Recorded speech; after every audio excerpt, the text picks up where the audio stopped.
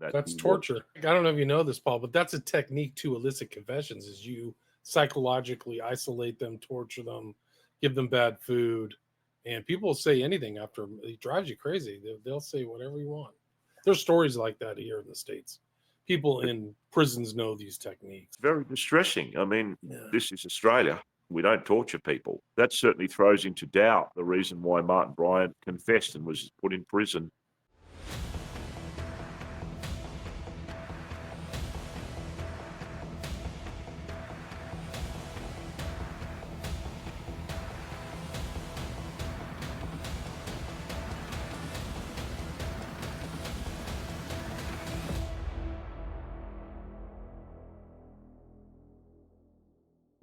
The journey of the Wasp Files has been long, and it's taken many years to get to this point. It's heartening to me that the channel itself seems to have gained quite a lot of momentum and a lot of traction. A lot of people are now looking at the Port Arthur Massacre with fresh eyes and questioning things.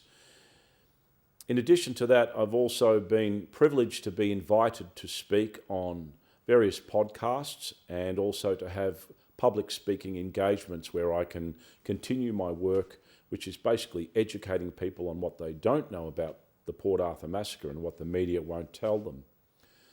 With that in mind, I'd like to present this podcast, which I was invited to attend and speak in regards to the Port Arthur Massacre and Martin Bryant and the unresolved questions that remain to this day. Okay, we are live. Hi, this is William Ramsey. Welcome to William Ramsay Investigates. On today's show, I have a very special guest. Comes to us all the way from the beautiful country of Australia, in Melbourne to be exact. His name is Paul Moder, Moder. You can see his last name if you're watching this on Rockfin, Rumble, or X. And he was a suggested guest, and most of the suggested guests I've had have been outstanding. We're doing kind of a pre-show breakdown about this case, very important really in world history, but specifically in Australian history, and that is called commonly referred to as the Port Arthur Massacre. It happened in 1996 in a town in South Tasmania. If you know the geography, Australia is this big continent, but just underneath there's an island called Tasmania, and then Port Arthur is very south of that. You can look it up online, probably maybe the southern part of Tasmania. But the person who committed the crime, his name was Martin Bryant. He supposedly killed 35, supposedly, the cover story. But Paul can talk more about the cover story.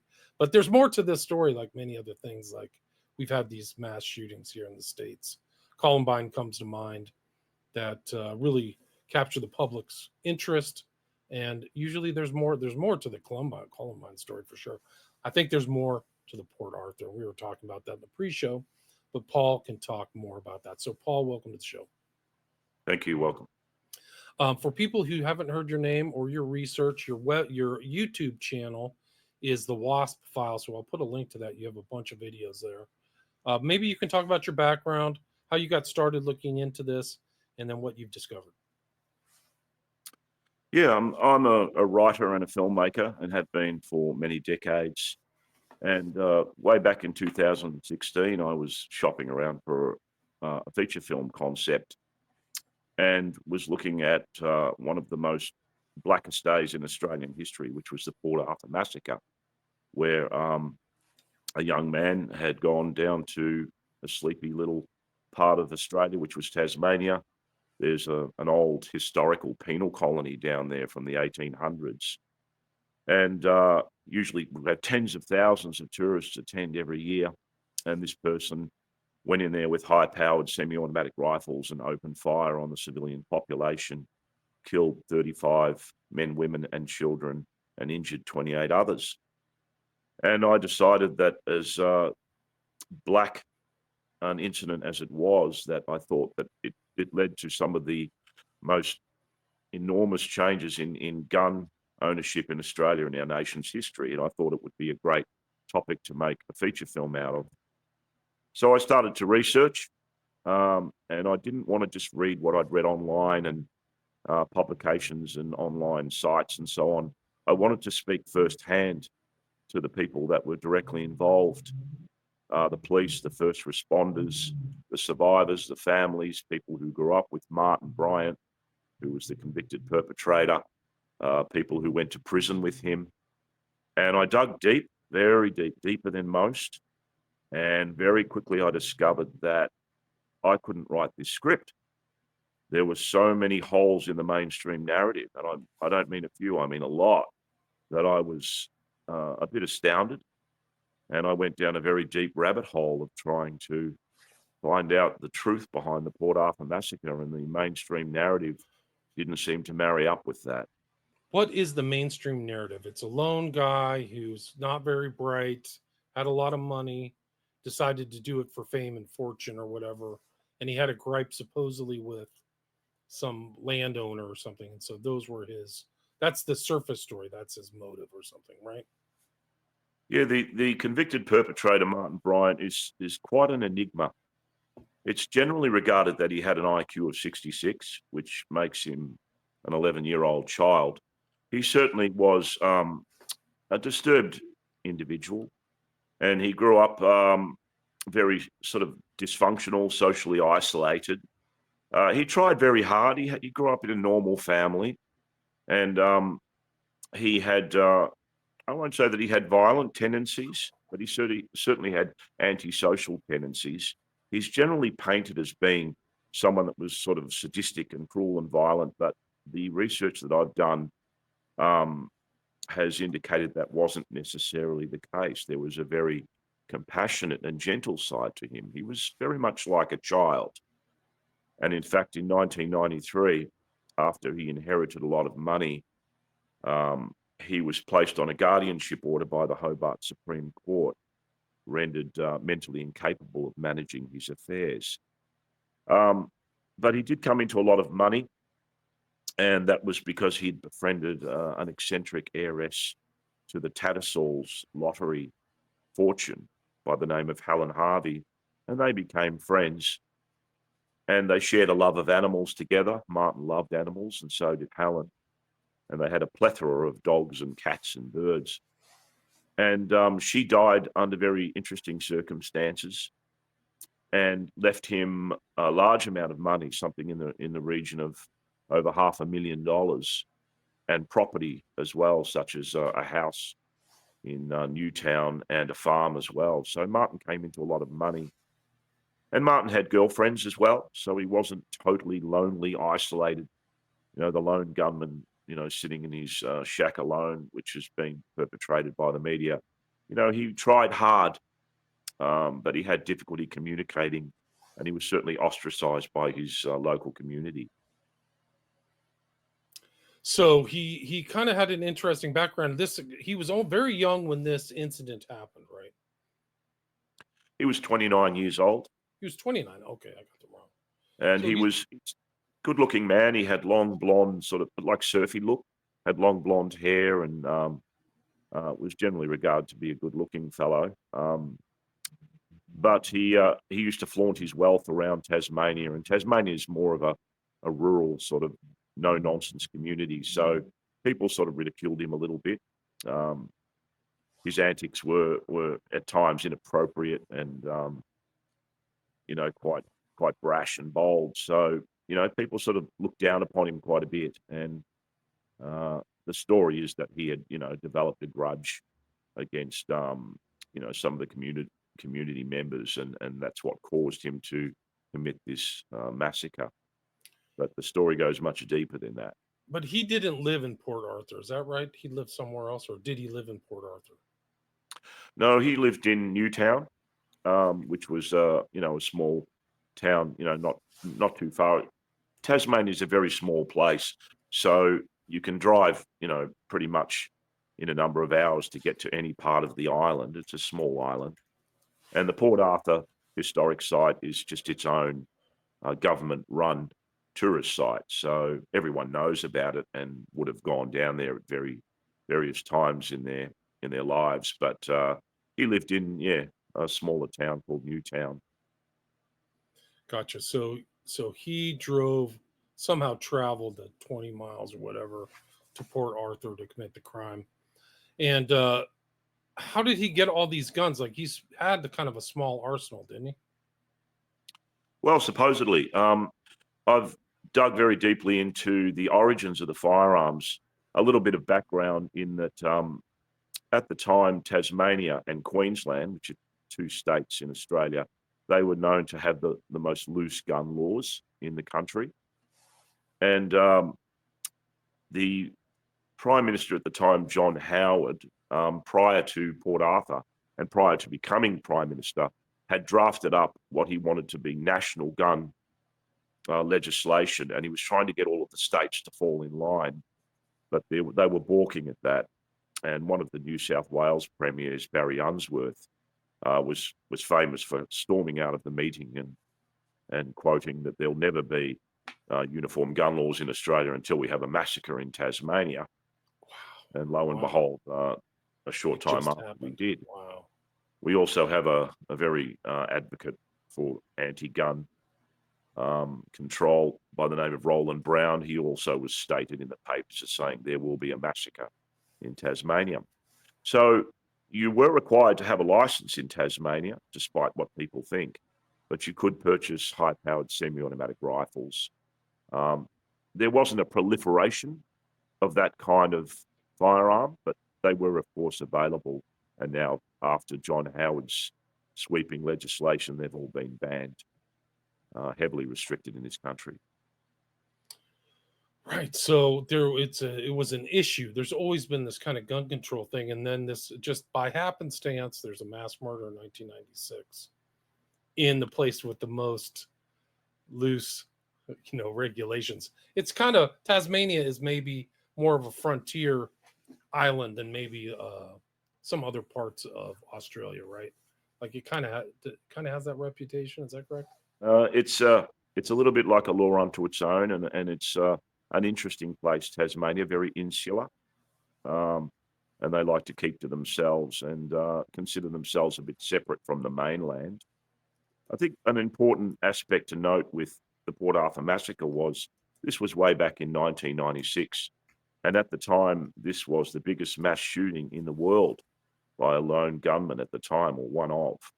And it didn't happen in other parts of the world, such as America, but in this sleepy little island called Tasmania.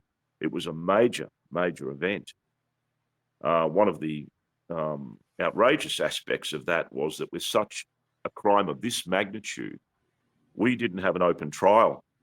There was no open trial, and we have a coronial inquest, which is mandated by the states to look into any kind of crime where there's violent death or death by fire, or if foreigners die on Australian soil. We didn't have a coronial inquest either. That was commenced and then it was squashed by the federal government. John Howard had squashed any chance of a coronial inquest, and we didn't have a royal commission either. A royal commission is like a public inquest, and because we're part of the Commonwealth, that's a very detailed examination of events. So the biggest mass shooting in the world at the time didn't warrant any of those judicial processes. And in essence, there's been a comprehensive shutdown of the information that would determine the circumstances of that crime. It's incredible. So, I mean, just the fact that he was able to murder 35 people is extraordinary. And he injured another 23. So it's like a total of 55 people or something like that, right? That got shot. 28 were injured, 35 killed. Wow. And it is, by any intents and purposes, an astounding feat for any one person to achieve, notwithstanding someone with quite considerable psychological, emotional, mental, and physiological disadvantages. A lot of people here have stated that there are very few people in the world that could have that kind of aptitude and skill to be able to carry out a massacre of that proportion. Most modern day terrorists would consider that a huge success, as distressing as that sounds. And here we have a disadvantaged male who apparently wasn't that proficient with firearms. The weapons that were used were a Colt SP1, which is a civilian version. It is an AR-15 style rifle, one of the earlier type, and a semi-automatic high-powered rifle called an FN FAL. So those firearms, people say, are, yes, in the wrong hands, can be used to devastating effect. We've certainly seen that in the States with the AR-15.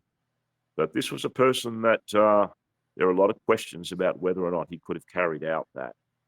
And then, of course, there's a lot of evidence to suggest that there were other parties involved and that the person who perpetrated that massacre was not Martin Bryant. Remarkable. So is it possible that he didn't even fire a shot? Martin Bryant was definitely involved because one of the aspects of the shooting was it was a multiply staged event. The initial shooting took place down at the Port Arthur historical site in a cafe where a lot of victims were taken. And then the shooter continued a rampage down near the tourist buses before traveling up the road to a toll booth, commandeering a vehicle, executing the occupants, then kidnapping someone after that on the way from a service station, taking that vehicle to a little cottage, an Airbnb cottage called Seascape Cottage, where it had been pre-set up as the final siege, if you like. And the owners of that cottage were murdered prior to, and Martin Bryant was arrested at that Seascape Cottage. There was some negotiation with the police on the phone, which was quite odd. It was like he was playing a role, if you like. I spoke to the police negotiator, and he said that it was like he was reading from a script, and he was calling himself Jamie. And at some point, the cottage had been set on fire, and Martin Bryant had run out on fire and was arrested by the Special Operations Group police. And he was then, accused of being the person that perpetrated the entirety of that crime. But there is evidence to suggest, and certainly people theorizing, that he may have been kept at Seascape, but that he did not perpetrate the crimes that took place down at Port Arthur. So whether or not he fired any shots is another question. Interesting. It would have been a better crime and wrapped up if he died in the fire at Seascape, right? So like that's kind of like some of these operations here in the States, they die in a hail of bullets and it's all cleaned up, done. Our hands are washed. He's dead. Do you think he was supposed to survive? Look, I think if we look at the notion of false flags, and certainly a lot of the shootings that take place around the world, and particularly in the States, there always seems to be these questions where you would imagine something like this is black and white. That say, okay, we know that's the person, that was the perpetrator. We have all the evidence. We go to trial. There's an open trial and all of that's presented, and then you can make a solid determination. And that is not the case. So because we didn't have an open trial or a coronial inquest, crucial witnesses, some of them who knew Martin Bryant from when he was a child growing up, tendered witness statements saying that the person they saw on the day was not Martin Bryant. Wow. Also, I spoke to the forensics department who, quote, crawled all over that cafe where the shooting took place. And they collected shell casings. There was DNA on a food tray where the shooter had a meal. And none of that evidence has ever seen the light of day. We haven't got any comprehensive evidence that's been tendered in court or available to the public. And also on top of that, they placed an initial 30-year ban on the release of any hard evidence from 1996. This was by the Hobart Supreme Court. It was due to expire next year. Then I found out that the Tasmanian Archives Heritage Office had extended the ban under the highest restrictive category, E75, Chief Police Commissioner's eyes only, for a further 75 years, till 2091. So in all that time, we've never had any evidence that was tendered in court. Witnesses who contradicted the mainstream narrative have never had their say, never been able to present their witness statements. And there was something like 200 witness statements taken. So yes, if we consider that there was an effort to try and cover up any evidence, Martin Bryant certainly should have died in the fire at Seascape Cottage. And then there would be very little questioning, but he didn't. He woke up on fire. His back was on fire and ran through the house, and people were theorizing, well, why his front should have really been burnt. But he ran out and was arrested by the Special Operations Group, quote, grinning and out with the fairies. So their theory is that he was drugged and kept at the cottage and thrown face down on a bed, and then the cottage was set alight and he woke up on fire and ran out. This is all, of course, yet to be determined, but without an open trial, without an inquest, and without release of any hard evidence, can we say 100% that he was the perpetrator? Right. Wow. And so there's different things, and how he was also like traveling up until before the event, right? Like I remember that he was kind of a world traveler, which is kind of strange for somebody developmentally delayed. Is that true? That's true. Martin came into a lot of money, and because of the guardianship order, he was placed on, they placed his money into financial management by a trustee. But he was allotted a certain amount of money, and so he was traveling all over the world. He went to the United States, went to the UK, to Europe, and different states of Australia. So yes, I guess he has the ability to be able to book tickets, book in luggage, organise, transportation and accommodation. As I said, there's a lot of mystery about the character of Martin Bryant.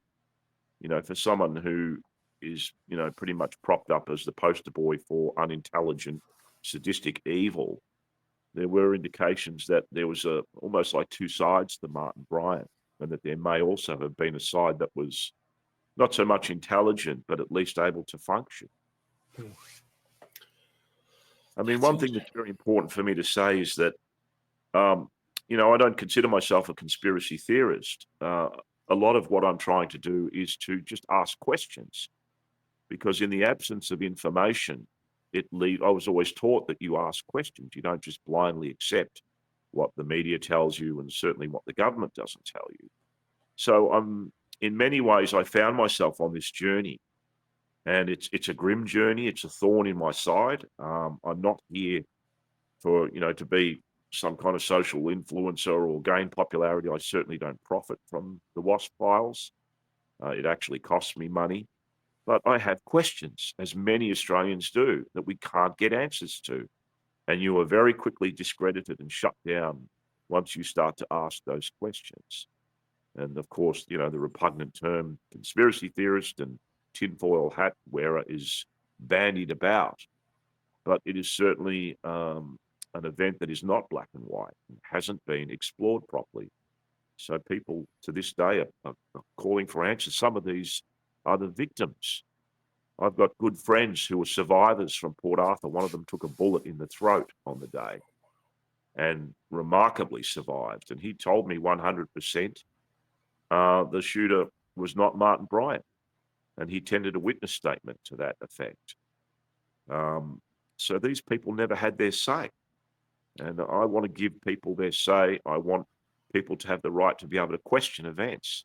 I don't think there's anything wrong with that.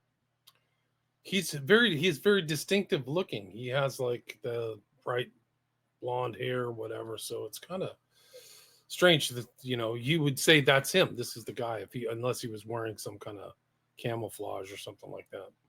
But what's your impression on the general populace of Australia? Do they think that Port Arthur is suspicious? It's hard to say. I do think that generally, if most of the population, if we assume that they buy what the mainstream media feeds them, which is sadly sometimes the case, then I would say the majority probably think that he was the sole perpetrator. But certainly part of what I'm trying to do is educate people on what they don't know about the Port Arthur Massacre, and what the media certainly won't tell them. So since I launched the Wasp Files, I've had a lot of comments and people going, wow, I didn't know that. And that just shows me that people aren't privy to the information, and it's all out there. I'd say to people, you don't have to take my word for it. do your research, dig deep as I have, speak to people. And in regards to his appearance, yes, he was very distinctive looking. But of the 200 plus witness statements that were taken, most of those people didn't know Martin Bryant. All they saw was a young man with long blonde flowing hair and a dark coat. Conversely, there were people, as I said, that did know Martin, that worked at the Broad Arrow Cafe and at the Port Arthur Historical Site. They knew Martin, and they tendered statements saying the person there on the day was not Martin Bryant. He was described as having a different appearance. So it doesn't mean, of course, that it may not have been Martin Bryant, but without those determinations and their opportunity to tender witness statements, I don't believe personally that his guilt was proven beyond reasonable doubt in a court of law, which it should be. We also had a problem with our media.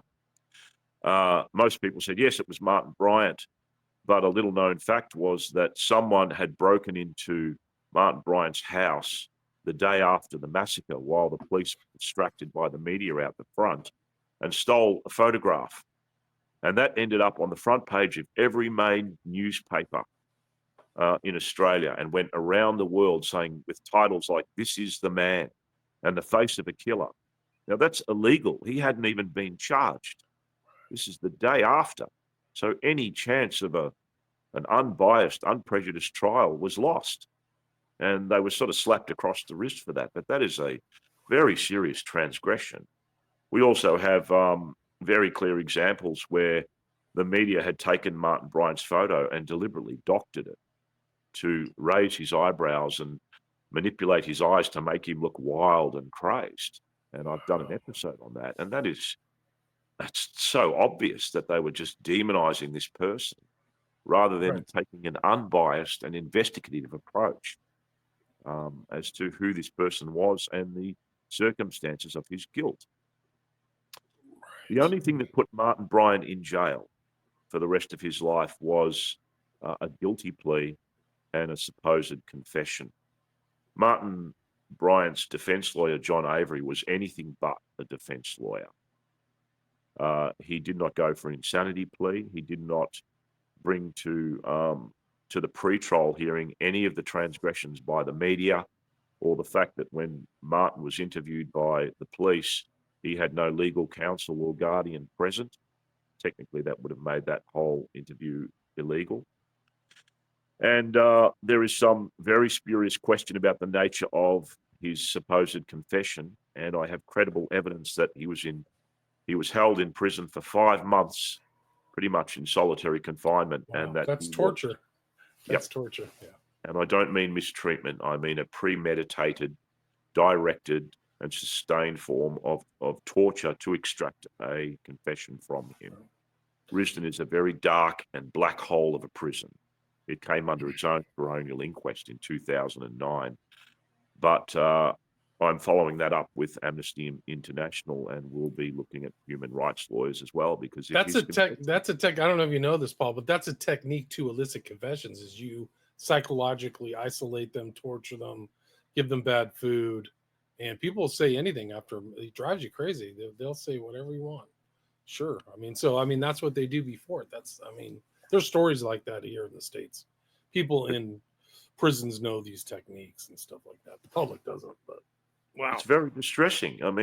This is Australia and it's not North Korea, and we don't torture people. So, I've got to follow this through. It's very credible evidence. I have to, of course, determine that as much as possible. But that certainly throws into doubt the reason why Martin Bryant confessed and was put in prison. His defense lawyer also went to his mother, Carleen Bryant, after 5 months, because Martin had staunchly held a not guilty plea, and said, look, you've got to get him to change his plea. So she confessed in her book, My Story, that she went to the prison with John Avery and told Martin, if you don't change your plea to guilty, you'll never see me or your sister Lindy again. Result, Martin changes his plea, case closed, no need for a trial, no need to present evidence or witness statements. He's tossed in jail and they throw away the key. So without a coronial inquest, open trial, cross-examination of Martin, We don't have the answers. And to this day, not one journalist in 29 years has interviewed Martin Bryant. I tried to contact him, Wow. That's awesome. and my letter was seized as a risk to prison security. Very few people are allowed to see Martin Bryant. He is locked away in a black hole. And all the media that are very quick to decry, oh, yes, he's guilty, he's an evil, sadistic killer, not one of them has interviewed him in 29 years. They're not permitted to. Incredible. None of them have had access to all the hard evidence, the ballistics and DNA, and none of them have interviewed some of the witnesses that contradict the mainstream story. They cherry pick some of the other witnesses and put them on programs, but the people that I've spoken to have only had their say on the Wasp Files. So you don't have to take my word for it as well. You can hear directly from some of the survivors' mouths, like Wendy Skur and Stephen Howard. These people don't follow the mainstream story because they were there and they had a different experience. It's a shutdown of information. It's outrageous. Why does that have to be? I mean, and this created like massive change in Australia. Gun buyback, gun control. Like nobody owns a gun in Australia anymore, right? Not quite true.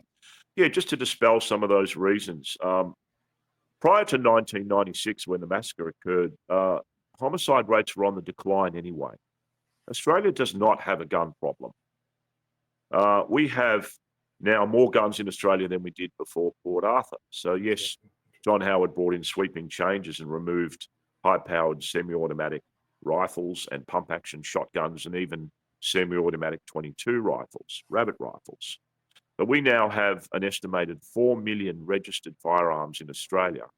And the media are hysterically quick to decry that we also have 1 million unregistered illegal guns out there. So that's 5 million guns in a population of 28 million.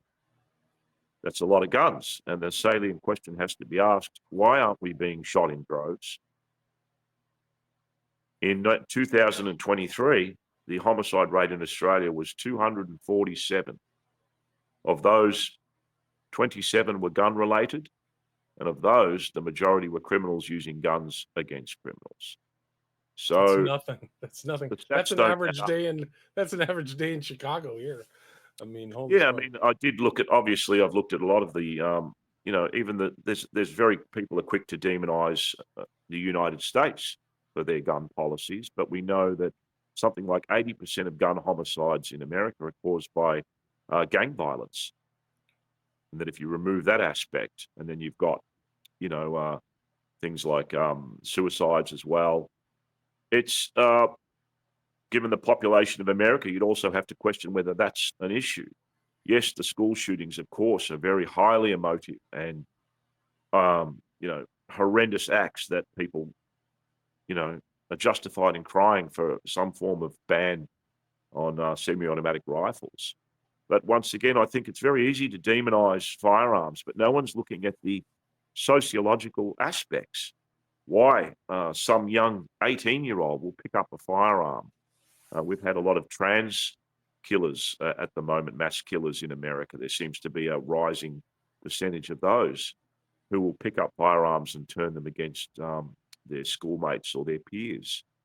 So I think there's not enough examination of why young people with their whole lives ahead of them turn to firearms to solve their problems.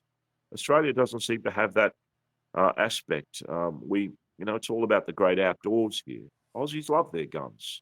They go out in the bush, they go shooting rabbits and duck hunting and things like that. But we have had a recent influx of gang activity because of immigration.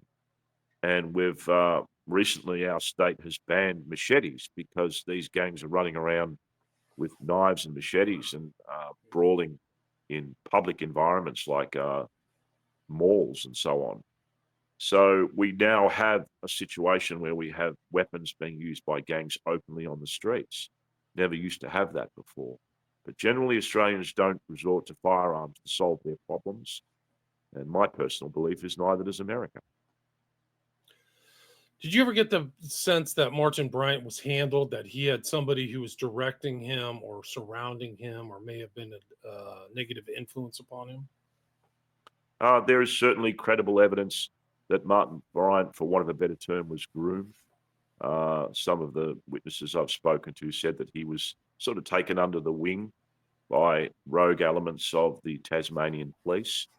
Back in the 1990s, there was, for want of a better term, an old guard, and it was quite a lawless place, Tasmania, a very dangerous place in some regards. And without going into too much detail, some of the main players in the police force over there were considered not to be exemplary members of the law and order. So there was some indications that he was, in essence, groomed, and the theory is that he was set up to take part in a sort of a counter-terrorism exercise of which he was going to play a role. At the time, coincidentally, we did have what are called SACPAV exercises down on the Tasman Peninsula. These were counter-terrorism exercises, the Standing Acting Committee Against the Prevention Against Violence. And these took place, which means we had tactical police and special air service and support carrying out exercises. They do this all over the country, but that was in the months before Port Arthur. There were also a lot of indications that in the Seascape cottage in which the siege took place, that there were multiple shooters, and there were accusations directed towards a special operations group police officer who Martin Bryant was referring to when he was on the phone as Rick, and that Rick was someone he knew, that he'd gone shooting with Rick. He knew Rick's wife, and that Rick's wife was high up in intelligence. All these transcripts are publicly available. Wow, that's great. So there is, it's once again, it's. I'm not alleging anything. I'm asking a lot of questions, but there are certainly so many aspects to the crime that have never had answers provided. You know, the shooter had decoyed the only two police officers away from Port Arthur to go and find some drugs on the other side of the island. And when they got there, they found jars of soap powder. And while those two officers were over there, the shooting took place at Port Arthur, which is very clever for someone with an IQ of 66. Right. There was a lot of indication that the shooter themselves was very proficient and highly trained with firearms, that he was able to count shots, leave one round in the breech while he was changing magazines, so that if someone tried to accost him, he would not be unarmed. That he was dancing. He was stated as dancing, as in, spinning, pivoting, lifting the firearm, acquiring a target. Most of the people that were killed in the cafe were killed with headshots. So, and the shooter was firing from their hip, not from their shoulder. So it was an incredible feat, and a lot of people are saying there are indications there were third parties involved, and if they were, they would have been very highly trained individuals. Yeah, that's also one of the things about lower IQ people, and this is proven, is they have trouble thinking outside of themselves. So everything's in the now, and they're not capable to plan or future as well as other people. So they don't think about things because they don't have elevated thought processes. So like thinking 10 years out or conceptualizing things. So when you see kind of a sophisticated thing, the event happening, it's hard to believe somebody with that low of a competency could, the step-by-step to pull it off, right? Typically, these guys operate on crimes of passion or something like that. Anger, not like pre-planning and putting everything together. Because you have to envision this. You could go in and shoot somebody at a bar and, kill one or two people, but to get 35 and drive around and do that, it's begs, people say it's easy to pull a trigger, but it's not as easy as that. Particularly in some kind of conflict situation or combat situation, there are a lot of psychological and physiological aspects of carrying out something like a multiply staged and magnitude crime, where involving the use of firearms. There's adrenaline rush, there's the emotion, there's being able to think on your feet, to improvise. You've got victims screaming, ducking, dodging, running, Some of them tried to distract the shooter. One of them threw a tray at the shooter. Someone tried to tackle them.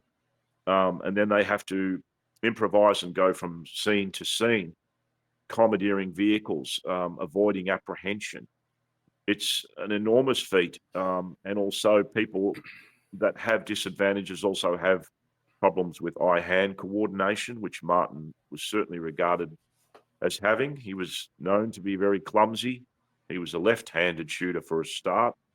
Most of the witnesses said that the shooter was firing from their right hand, which is another anomaly, and that's all tendered in witness statements. So, yeah, there's a disparity between the character of Martin Bryant and his presumed abilities. He didn't, by his own claims, he wasn't a proficient shooter. There's certainly no determination of how accurate. My understanding, he didn't go to gun clubs and learn how to shoot. And yet you've got this very calm, collected. He was described by witnesses. He wasn't rushing. He didn't spray and pray.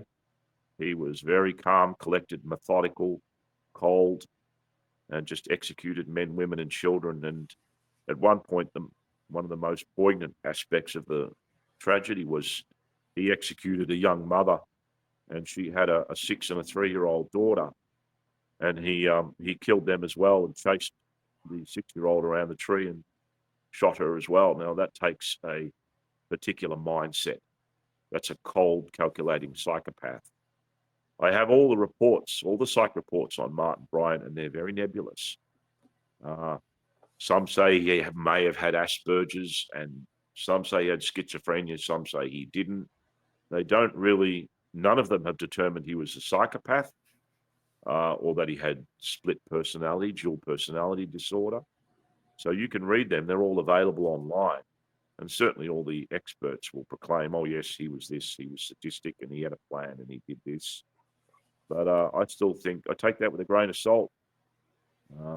We haven't heard from his mouth. Interesting. Was he in the care of any like mental hospitals or hospitals before the killings? No. He was evaluated by some doctors, but my understanding was that he didn't have a prescribed form of treatment.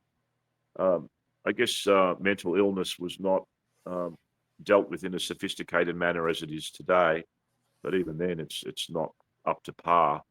So he may have been taking medication for schizophrenia, and I looked into that medication, and it was the sort of thing you shouldn't take if you don't have schizophrenia.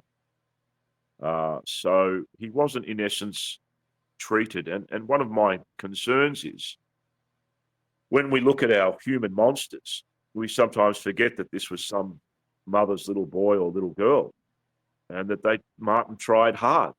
He used to run little errands around the town and sell crayfish and fresh vegetables to the locals and sell little knickknacks to the tourists. He tried to befriend people at school. He was bullied a lot. And I just felt that there was no help there. If he was a ticking time bomb, as often been described, well, certainly no one was keeping a lid on that by making sure that he had proper treatment and was looked after, and certainly not being able to be provided with firearms. Though his girlfriend, Petra Wilmot, who was with him 3 months prior to Port Arthur and right up to the night before, said she was asked by one of our reporters, why did you stay with him? And she said, because he was gentle and kind and looked after me. And she said she had no knowledge that he owned firearms or that he was a shooter. So there's just an enigma, a mystery, and that's where the questions lie. And that's what I'm about, asking questions. Right, but typically women are key into those personality characteristics of men to sniff out, secret violence and stuff like that. So for her to be with him 3 months and say no indication of like violence or violent tendencies, to me is a huge red flag. Like she doesn't notice any. Like he flew out, like he'd go into rages over petty things or something. That's very strange. Yeah, there's a lot of problems with the Port Arthur Massacre, but people can research more of it. If you're watching this on Rockfin, Rumble, YouTube, you can see the Wasp Files. I'll put a link to the YouTube channel. Is there anything you'd like to add? I mean, I want to read through, or watch some of your videos now. But anything you'd like to add, Paul? Yeah, definitely. I wanted to talk about motivation. People often ask me, say, okay, if it wasn't Martin Bryant, why would the government do something as heinous as Port Arthur and kill men, women, and children for something as like gun control, which of course has failed because we had more guns than before Port Arthur. But I always say that anyone who studies history, and you should if you don't, going back through centuries, looking at tyrants and dictators and even major governments, should know that the oldest motivators in the book are power, money, influence, and control. Anytime there's a major trauma event, catastrophe, there are always people that benefit from that. Greed, of course, is one of the primary motivations of our less savory members of society, particularly people in higher authority. So for me, gun control was not so much it might have been a bonus, but it was not the primary reason why. Some of the shadier aspects of government, being intelligence agencies and rogue players within government, would orchestrate or consider some form of false flag. Power, money, influence, and control. We saw that with events such as 9/11, where there was just people that did benefit from that, and there's control over the population. Suddenly you can seize offshore funding. You can arrest people and hold them in places like Guantanamo Bay without charge for longer periods of time, more surveillance. It's control over the masses. We know that the operating protocol of governments the world over is fear, control, fear, control. We only have to look at COVID as an example of that as well. It's just to get the population to comply. And that's what I believe. There are some shady elements in higher authority that were orchestrating a lot of these events. And in my opinion, Port Arthur was certainly a contender for that. Wow, amazing. Yeah. That's a great way to wrap it up. Again, the researcher is Paul Moder, Moder, and I've titled this The Port Arthur Massacre. Is there more to the story? And there clearly is a lot more to the story. So people check out his YouTube channel. And thanks so much for your time. Really appreciate it. Thank you very much. That was a very informative and enlightening talk with William Ramsey, who is one of the top 5% of United States podcasters in the world, and certainly a very informed man who just looks at a lot of the aspects of our modern society and civilization and questions. Once again, a man who has the courage to ask questions, and that's really what we're all about. So it was very good to talk to him, and hopefully it will spread the message of the mystery of Port Arthur and get other people to ask questions, to question, the mainstream narrative, the media and the government in general. Really, it's beholden upon all of us to just not blindly accept what is fed to us by the people that supposedly are there for our benefit, but to question their decisions, their words and their actions. And this is where alternatives to the mainstream media come in. So I want to thank William Ramsey very much, and encourage all to keep looking for the truth, watching the Wasp Files, and make your own mind up. Thank you for joining us for this episode of the Wasp Files. New episodes will be uploaded every Tuesday at 7 p.m. Feel free to share far and wide, and please see the links to the Dropbox files and information relating to the episodes.